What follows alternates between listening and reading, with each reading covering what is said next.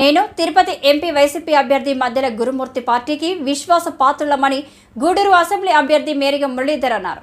గూడూరులో తన నామినేషన్ కార్యక్రమం పూర్తి అయిన తర్వాత అభ్యర్థి మేరిగ మురళీధర్ మీడియాతో మాట్లాడుతూ తమ ప్రత్యర్థులు పాషం సునీల్ కుమార్ వరప్రసాదరావులు ఇద్దరు పార్టీకి విశ్వాసఘాతకులన్నారు. వైకాపాలో ఉండి ఎమ్మెల్యేగా గెలిచి పార్టీలు మారిన వారు వైకాపాపై ఆరోపణలు చేస్తున్నారని ప్రజలు తగిన బుద్ధి చెబుతారని తెలిపారు.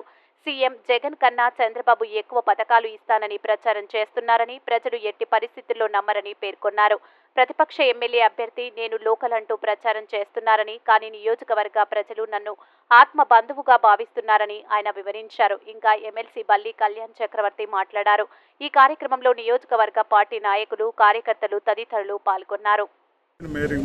నేను ఇద్దరం ఒక పక్క ఉన్నాం, ఇంకో పక్క వరప్రసాద్ గారు, సునీల్ నా రాజకీయ ప్రత్యర్థి, వాళ్ళిద్దరూ అపోజిషన్లో ఉన్నారు.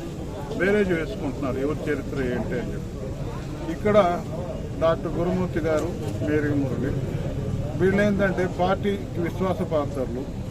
పార్టీ ఎలా చెప్తే అలా వినేవాళ్ళు. వీళ్ళు పార్టీ కోసం ప్రాణమైన రెడీ అవుతారు, కానీ ఇంకో పొరపాటు చేయరు అని ఒక నిర్ధారణ. ఇద్దరం పరీక్షల్లో పాస్ అయ్యాం. గురుమూర్తి గారు పార్లమెంట్ కాదు, నువ్వు అసెంబ్లీకి పోవాలంటే మాట్లాడకుండా అసెంబ్లీకి పోయి 2 నెలలు కష్టపడ్డాడు.